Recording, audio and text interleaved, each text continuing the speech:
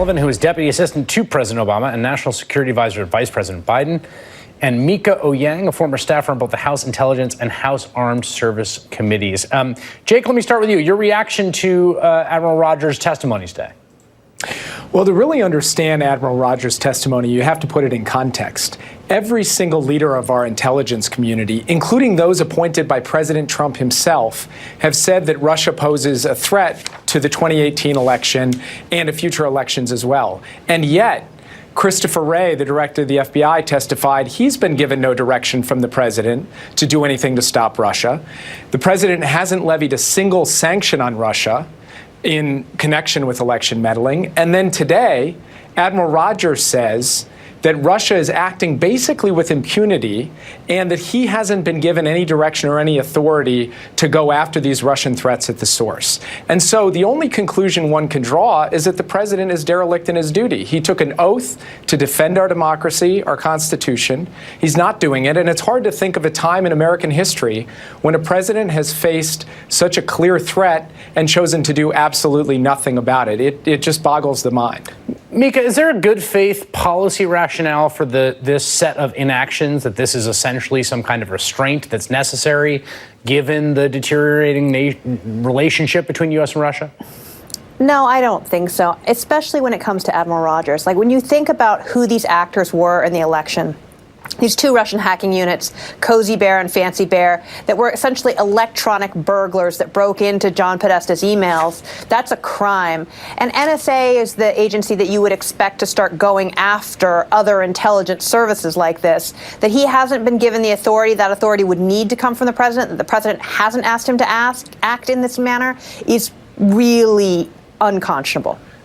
Jake, you worked at the State Department under then Secretary Clinton, and I know that Russia occupied a lot of your concern at that time. That was during the elections. It's part of the reason that Vladimir Putin does not like Hillary Clinton because of what she had to say about that round of elections.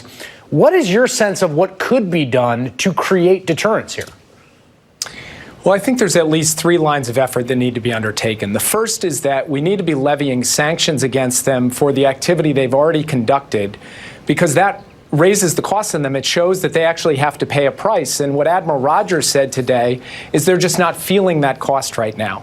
Secondly, we need to harden our defenses. We need to make sure that our election systems, and as you noted at the top of the program, some of those have already been penetrated, are impregnable, cannot be broken into by the Russians. And then third, we need to give the NSA and Cybercom, the outfits that Admiral Rogers sits on the top of, the authority that they need to be able to effectively push back against these Russian-backed cyber hackers when they try to mount the next attack.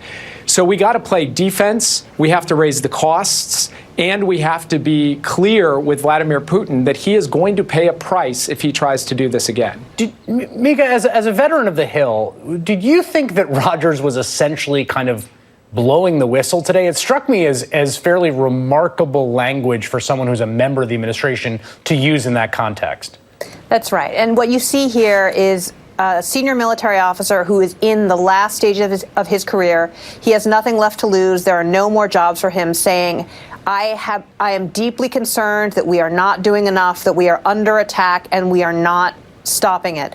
It's really, you see this very rarely. The last time we saw this was when General Shinseki, prior to the Iraq War, was trying to sound the alarm about what a terrible undertaking it was going to be and how much it was going to cost us as a nation.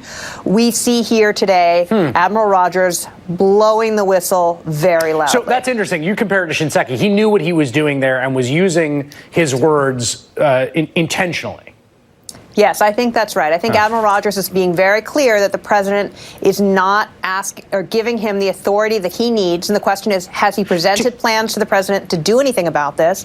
And the president is rejecting those options. You know, Jake, there's obviously there's this investigation of the president's campaign and what it may or may not have done with regards to Russia, collaboration, collusion, et cetera. What do you make of this inability to act against the context of what we know now about what happened in the election?